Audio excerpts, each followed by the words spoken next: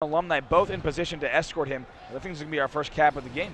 Yeah, Nated had a great thing that he actually jumped right when he died to the flag, bounced, and went over to Hysteria, and Hysteria was able to put it in. Nice job, yeah. I did see that flag bounce. Nated jumping and just getting it far enough. You see, he played very cautious, and as soon as he could get there, brought it there. So interesting. Nated having some interesting strategy right there in that corner of the map, getting a bunch of kills and also running the flag. Yeah. I like their awareness on this map and also their teamwork. Hysteria moving in behind the flag carrier, trying to play it a little sneaky so he doesn't see him coming.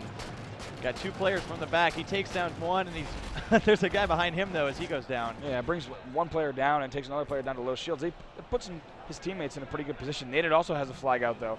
Yeah, if we want to take a look at what he's up to, he's about to get taken out. Let's see if he can kill Tomarello. He does get taken down, and that flag is going to return. And it looks like there's also 7 seconds on the red flag return, so both of those flags are likely going to go back home. Yeah, we're going to start over now. Back to the beginning as both flags are reset. Nated up top right now, looking across the map, trying to put some shots into Slays.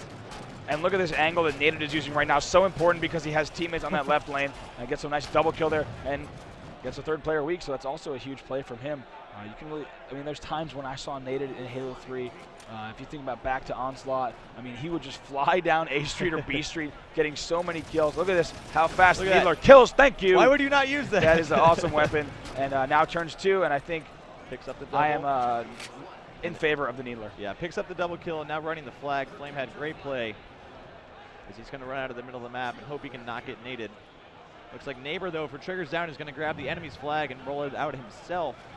Yeah, Flamehead trying to get across this area. As you see, these flag carriers, they're actually very out in the open, and as they run this flag, they're not hiding. They're running straight down the lane, and they're actually looking to engage people who might be pushing them because that flagman, of course, can get a few kills. Right there, Flamehead trying to run. I'm surprised that grenade still kept his shields down. If he waited just another few seconds, he might have been able to get his shields back, and I don't think they would have been able to grenade him across the map. Now let's see if G4C can pick it up. They do right now. They're going to be able to maybe run it in uncontested. Let's see, that flag does drop one more time, but Flamehead now might be able to make good on his first run. He's going to go for this grab right here, and I think right here, Bang, very patient. I'm wondering why. Yes, his flag was pulled, and he down gets taken Instead out. of running in the backside, your flag doesn't have to be at home to score, so he might have been able to run around the backside, but instead he went around through the middle passage and went in the one-on-one battle against the flag carrier. He goes down. Probably would have been a much better idea to try to take that, but might have been a little bit of mind game going on between the two flag carriers. Yeah, it looks like there's 10 seconds left on that flag. Let's see if they can touch it in time as he's about to take down his enemy's flag carrier. Flamehead, nice job there to take out, to almost take out Nated. No. Oh. You had to be very careful. You can't get too close because you're going to get meleeed. He almost was a victim of the Nated flag punch once again, but nice job there to outsmart him. And let's see, the flag is pulled again. And Alumni doing a nice job there with the flag, and he's going to run that as fast as his little legs can take him down the lane. And the flag did just reset right now. So it looks like Trigger's down in a great position to be able to run that flag without having to worry about their flag being capped. Well, you see Nated escorting the flag right there, and Neighbor engaging Slays. Look at Hysteria, listening to Neighbor's call-outs, undoubtedly challenging across the map. That's their second flag. They go up 2-0. See, the beauty about this map, you can sit back and play defense like Hysteria is, or he's actually on offense right now, and you can be on offense on the other side of the map and still play defense and put shots into your base from across the map. Right, that was a really nice play, and I think any player who can have their head on a swivel like that, and it really comes from their ability to multitask and totally take responsibility in the entire game. You think about free-for-all players who have to focus on a close-range battle, and while they're weak in a corner, look at a long-range battle. I think Hysteria, of course, Nated, two players who have played free-for-all for so long and been dominant forces in their games. Look at Hysteria now going up top. That's a little bit of a risky angle. I think you were thinking the same thing. Yeah. His team does cap that, though. They go up 3-0, but as he's moving across that area, I was expecting a few grenades and DMR shots to go off. He gets taken out, but don't worry, his team was in place to secure that capture. They go up 3-0, and looks like they're going to be able to grab this game no problem. We have just over 6 minutes left before any sudden death overtime would occur. Yeah, Trigger's down super aggressive. It looks like Hysteria is trying to go in again. He's getting shot from behind, though. He's going to jetpack up to the top, and still, even with no shields, he's going to stick out and put shots into the enemy team. And nice job there. Hysteria playing aggressive like he always has. A veteran Halo player, and just laying in shots. I love where he's putting himself right now. It's really nice. We were talking about Onslaught earlier, one of the other maps where you can sit in the enemy's base and be a total nuisance as they push out to the left and right lane. Look at him challenging Tomarello, and oh my gosh, I spoke too soon. I thought he was going to actually kill Tomarello without being hit, but Tomarello turns around and shoots him straight through the arm. Yeah, that's the problem with that beam. You can't see through it. So, you know, you think you have the guy down to no shields, and then all you see is his name, and you're not really sure where to aim. Yeah, all of a sudden he lost him, and I love what Tomarello did. You saw he actually dropped down from the front, so Hysteria was still shooting to the top of the beam, and he gets the better of him. So really nice play there from Tomarello. Hysteria getting outshot there. 5 minutes remaining in regulation as Hysteria goes down. It looks like G4C is trying to make a push right here. And if you are on triggers down, you got to be much more confident in your gameplay. You know, they really got it together. As I was looking in between our commercial break, looking at these guys communicating, I saw Naded and Neighbor just with really determined looks on their faces and talking about exactly what they want to do. They weren't just staring at their screens, as we often see. They were actually talking about what they want to do this game, which is huge. And they're actually executing very well here on Unbreakable. Yeah, looking very good. A lot of solid teamwork. And it doesn't hurt when you're up 3-0. That's pretty much some good confidence. I think Naded smells a sniper rifle. He might be going for the enemy sniper, but he also sees a flag. So he's torn, but he does get his He didn't smell the guy behind him, though. No, that, he gets to get that checked. He gets taken out. We are still 3-0. Triggers down over G4C. Thank you for checking out the Halo stream live from MLG Dallas, the Fall Championships. My name is Bravo. Joining me is Unbreakable. If you guys are watching from home, make sure you are tweeting out the stream and sharing it on all your favorite social networks. Let your friends know that we have some awesome Halo 4 action going on tonight and also all weekend long. Tomorrow we're going to have the finals of this awesome tournament, this pre-release Halo 4 tournament where you guys are checking out Halo 4 for the first time. So thank you so much to Major League Gaming and 343 Industries for making this possible. Very true, very true. Neighbor going up behind two enemies. He gets hit with a rocket, and he jumped right into that. Yeah, that rocket's fast. No, it is. That Halo 4 rocket is nothing to mess with. Definitely. I'm scared to get in a Warthog with it because that thing will just take me out so fast. Yeah, it also has a cool new projectile. A lot of the new weapons have some different animations that are cool to see, especially like the bolt shot and all the Promethean weapons. They kind of come together, and they also make people fall apart. So I guess that's how the two puzzle pieces fit together. Now, 3-0, still just over 4 minutes left before sudden death, and we're kind of seeing more of the same from these two teams. I haven't really seen taking over make a huge move. Alumni almost jumping and finishing that kill. Yeah, that's a beautiful shot. It's going to force the flag player back into the back of the base, so you can't put shots into the back of Alumni. So yeah, now trying to jetpack, and he had the angle, but unfortunately his jetpack runs out, as you see on the left side of your screen. I like to use sniping from the rib cage, allows him to see into both bases, also get to cover. His team helps him drop that flag, but he can also like kind of shoot down the lanes and limit the sight lines of the enemy. I like where Alumni is with the sniper rifle right now. And then you can so easily move into the middle of the map like he is right now and then put shots on the top towers. Right, really good control here from Alumni, and looks like he's going to try to poke out. Hits that body shot, and Flamehead, that's huge. Playing very well. This is a different Alumni than we saw in Game 1. Definitely. I'm really just impressed by the turnaround on Triggers down. Their teamwork looks so much better than it did in Game 1.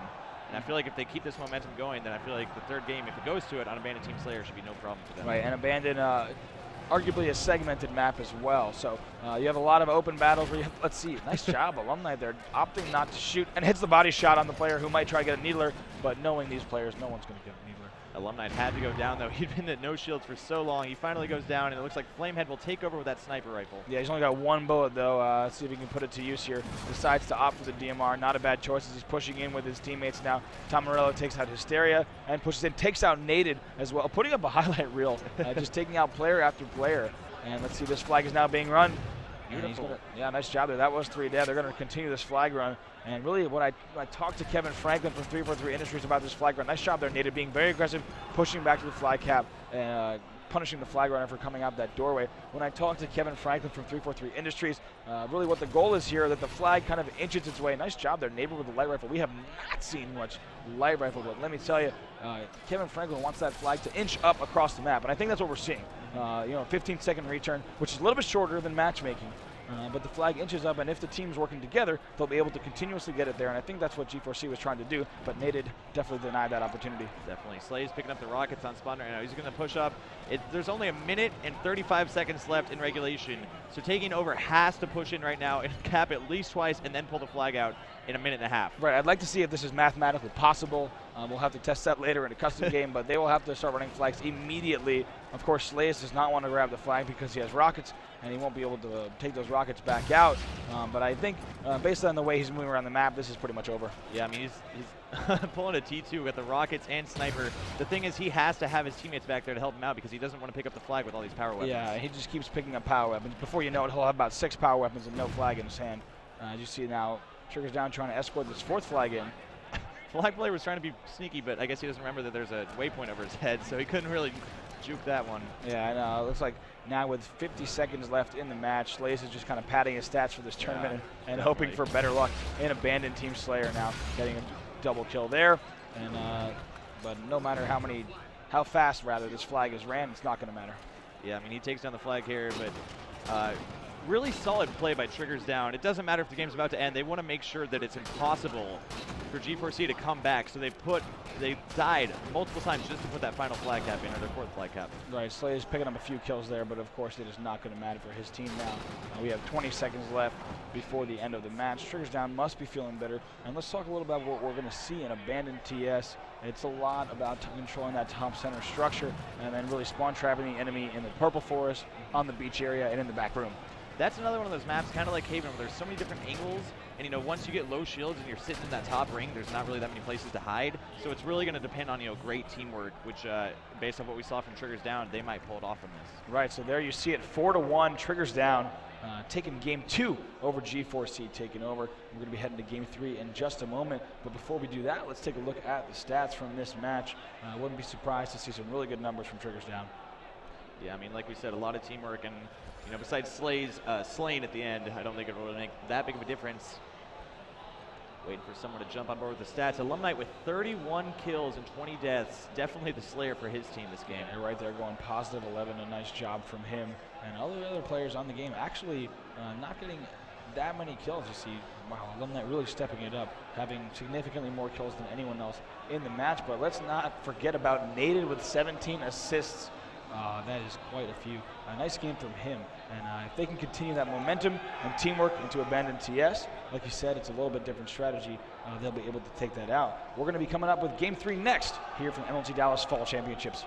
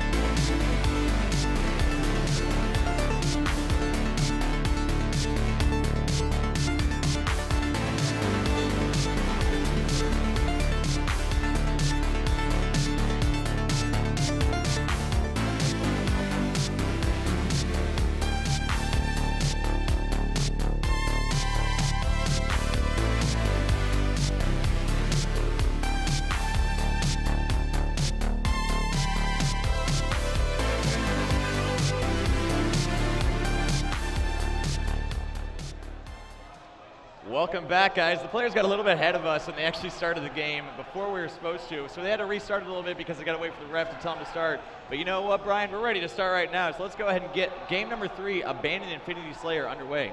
Yeah, I'm really looking forward to seeing the opening strategy. I think we should start off with Naded, who had a really good performance last game. We started off with him last game, and Triggers Down really pulled ahead. And I think after that, I'd love to see what Alumnite's up to. But off this beginning start, Naded tends to be a very aggressive jetpack-oriented player. Let's see if he heads right towards top middle. Yeah, and I expect to see, just like last game, a lot of assists from Nated and probably a lot of kills as well. Just waiting for that circle to hit 0 as we're going to start it off. And look at that. Nated right away to top middle, like I said, trying to control up there, but has to drop down to level 2. Already loses the lead. Nice job there to recover, though this game's probably going to be pretty fast for a while. Definitely. Unbreakable.